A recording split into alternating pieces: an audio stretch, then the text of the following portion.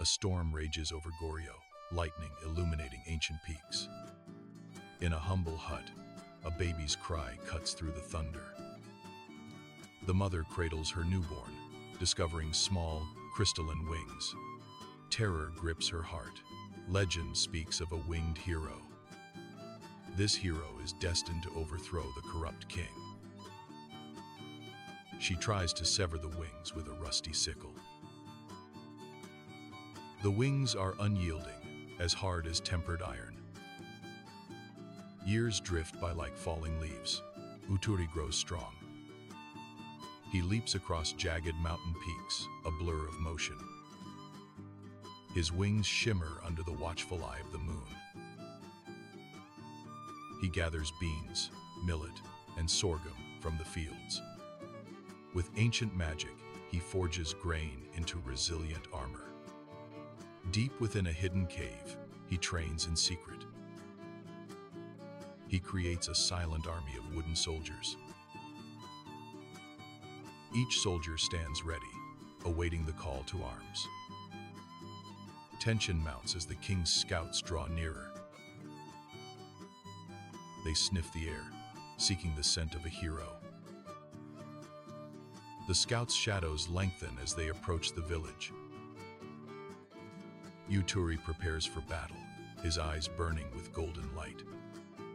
The king's soldiers descend upon the village like a dark tide. Uturi fights with valor, a whirlwind of motion and magic. He deflects blows, his makeshift armor holding firm. But a soldier's millet sickle finds its mark. It strikes Uturi's wings, a fatal blow. The crystalline wings shatter like fragile glass. Uturi falls from the sky, crashing to the earth below.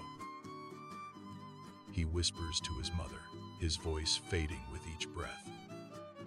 "Wait for 3 years, mother. Do not open the stone tomb before then." Uturi breathes his last, his golden light extinguished. His body is entombed within a giant rock.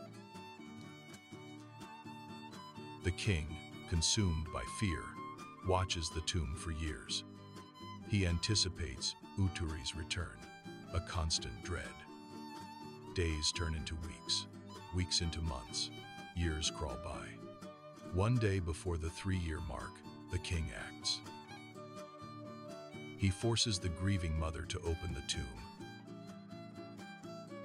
The mother's hands tremble as she removes the stone seal. Inside, thousands of grain soldiers stir to life. They are transforming into flesh and blood warriors.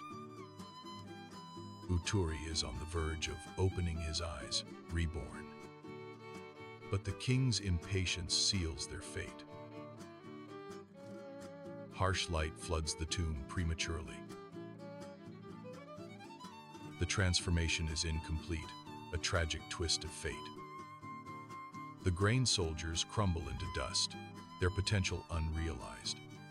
Uturi's second life fades before it begins. A giant dragon horse, Yongma, emerges from a nearby pond. Its scales shimmer like 1,000 emeralds. The Yongma senses the tragedy, the broken promise. It cries out in heart-wrenching grief, a sound that echoes through the mountains. The sound is a lament for lost hope and shattered dreams. Tears stream from the Yongma's eyes, falling like rain. With a final, sorrowful cry, the Yongma leaps into the abyss. It vanishes into the darkness, taking hope with it.